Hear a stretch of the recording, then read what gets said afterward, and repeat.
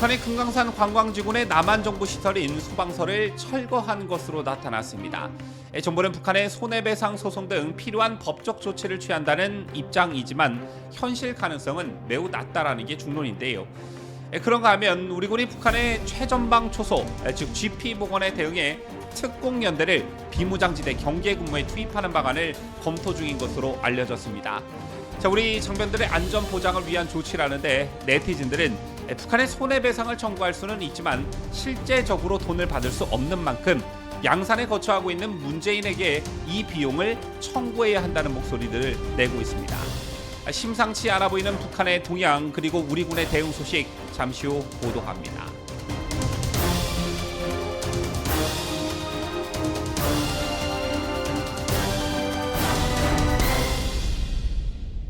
시청자 여러분 안녕하십니까? 뉴스데일리 베스트 민앵커입니다. 한동안 잠잠했던 북한과 관련한 소식이 요즘 점점 늘고 있는 듯합니다. 지난주에는 섬뜩한 뉴스가 전해지기도 했는데 최근 북한이 해외에 머물던 북한인들의 탈북이 급증한 원인을 한국 탓으로 돌리며 한국인을 대상으로 한 보복 테러를 기도하고 있다고 국가정보원이 밝히면서 이에 따라 정부는 베트남을 비롯한 5개 제외 한국 공간을 대상으로 테러 경보를 상향 조정했습니다. 같은 조치는 최근 정보 당국을 통해 한국 공관원에 대한 북한의 위해 시도 첩보를 입수한 데 따른 그런 것이었는데, 참고로 테러 경보는 관심, 주의, 경계, 심각의 4단계로 구분이 되는데 이중 경계는 테러 발생 가능성이 농후한 상태에서 발령이 됩니다. 북한이 한국인 테러를 기도하는 배경을 보면요, 지난해 하반기부터 해외 장기 체류하는 북한의 파견자들의 귀환이 시작이 되면서 북한 체제의 회의를 느낀 공관원, 무역일꾼, 유학생 등 이른바 엘리트들의 이탈이 속출하고 있다는 것입니다. 북한 당국의 해외 수년째 발목 끼어있던 파견자들을 국경봉쇄 완화 조치와 함께 불러들이자 북한으로 다시 돌아가지 않기 위해 탈북 등 제3의 길을 택하는 사례가 급증했다는 것인데요. 실제 지난해에는 이른바 엘리트 탈북민 수가 최근 몇 년 가운데 가장 많았다고 합니다.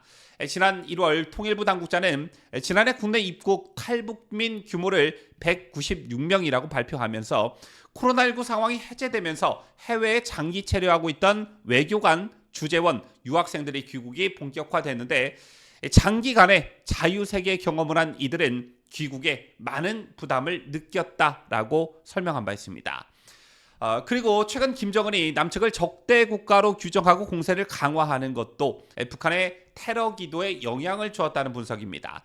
엘리트급 탈북자들이 급증하는 책임을 우리 측에게 돌리기 위한 포석이라는 것인데요. 이것 말고도 북한의 동향이 심상치 않아 보인다는 것을 알 수 있는 다른 뉴스가 더 있었는데, 북한이 금강산 관광지군의 남한 정부 시설인 소방서를 철거하는 것으로 나타났습니다. 그렇다면 철거하는 과정에서 우리 측과 상의한 적이 있느냐? 당연히 없고 일방적인 철거였습니다. 이에 따라 우리 정부는 북한의 손해배상 청구 소송을 검토하고 있는 것으로 알려졌는데요. 지난 2020년 북한의 개성 남북공동연락사무소 폭파에 대해 우리 정부가 지난해 한국법원에 손해배상 청구 소송을 제기한 바 있습니다. 자, 만약 이번에 소송을 한다고 하면 북한을 상대로 한 두 번째 소송인데요.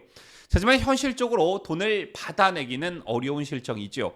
소송에서 승소한다고 해도 이를 집행할 방법이 없기 때문인데, 자, 이때 나왔던 얘기가 임종석과 관련해 있는 남북경제문화협력재단, 이를 줄여 경문협을 대상으로 한 그런 소송이었습니다.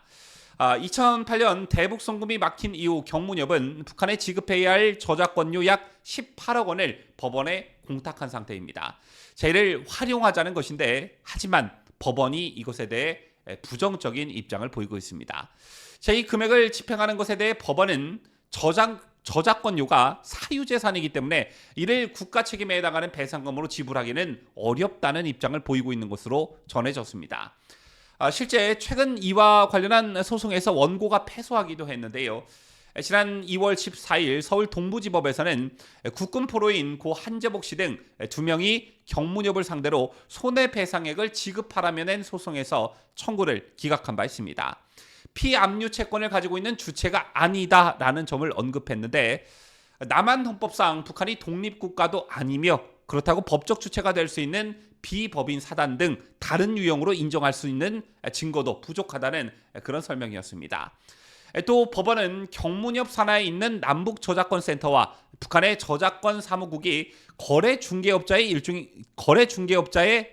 그런 것에 불과하기 때문에 경문협이 손해배상금을 지급할 제3채무자의 지위가 아니라는 점도 기각 이유로 꼽았는데요. 김정은 말 한마디가 곧 법인 무법천지 북한에 이런 법리를 들이댄다는 것 자체가 어쩌면 코미디 같은 것 아니냐, 이런 생각이 들 수밖에 없는 대목들입니다. 자, 그런가 하면 최전방이 심상치 않다는 소식도 있었습니다. 우리 군이 북한의 최전방 소초, 즉 GP 복원에 대응해 특공연대를 비무장지대 경계군매에 투입하는 방안을 검토 중인 것으로 알려졌습니다.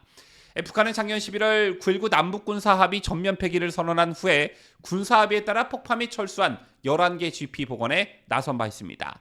우리 군은 지난해 11월 말 북한이 9.19 군사합의 파기에 따라 DMZ 내 시범 철수한 GP 11곳을 일제히 복원해 병력과 중화기를 투입하는 장면을 포착해 이를 공개하기도 했는데요. 참 이런 것을 보면 문재인이 역사에 얼마나 큰 잘못을 저질렀는지 새삼 다시 느끼게 됩니다. 어쨌든 이에 상응하는 조치로 우리 군도 남측 GP 11개, 11개를 복원 중에 있으나 콘크리트 구조물을 다시 건설하는 데는 상당한 시간이 소요될 전망입니다. 그런데 이 과정에서 우리 장병들이 북한군에 의해 위험에 처해질 수가 있겠고, 따라서 경계 강화의 일환으로 특공연대 투입까지 검토하고 있다는 것인데요. 통상 DMZ 경계 자학전은 수색대대 등 4단급 이하 부대에서 맞습니다. 군단 직할부대인 특공연대가 투입된다면 극히 이례적인 사례가 되는 것인데, 좀 더 부연 설명을 드리자면 특공연대는 1982년 10월 1일 육군 특수전사령부 예하 약 공수특전 여단에서 차출된 병력을 기반으로 창설이 됐으며 작계 지역 침투, 정찰 감시, 타격, 탐색 경멸 및 후방 지역으로 침투한 적 특수부대를 소탕하는 임무를 수행합니다. 특공연대에서 차출된 병사는 부대 배치에 앞서 특공 무술, 레벨 강화, 폭파, 매복 등 특공 훈련을 익히는데요. 때문에 특공연대 투입이 확정이 된다면 북한에서 크게 반발할 수가 있고, 정전 평화협정을 유지해야 하는 유엔사 또한 돌발 충동 위험성으로 인해 부담을 가질 수밖에 없습니다. 긴장감이 고조될 수밖에 없다라는 것인데요. 그런데 중요한 건 무엇보다 우리 장병들의 안전이겠지요. 자, 그리고 지금 이 시점에서 무엇보다 중요한 것은 우리 국민들께서 지난 문재인 정권 시절 있었던 9.19 남북군사 합의가 얼마나 잘못된 것이며 우리 안보를 얼마나 위태롭게 했는지 좀 생각을 해봤으면 좋겠다라는 것입니다. 그런 사람에게 지지율 50%니 60%니 하면서 지지를 보내줬다는 것에 또한 반성을 좀 해봤으면 좋겠다는 것입니다. 또 이런 게 바로 민주당이 말하는 특검감이 아닐까 생각하는데요. 여러분께서는 어떻게 생각하시는지요? 지금까지 저는 자유대한민국을 수호하는 뉴스데일리 베스트 민앵커였습니다.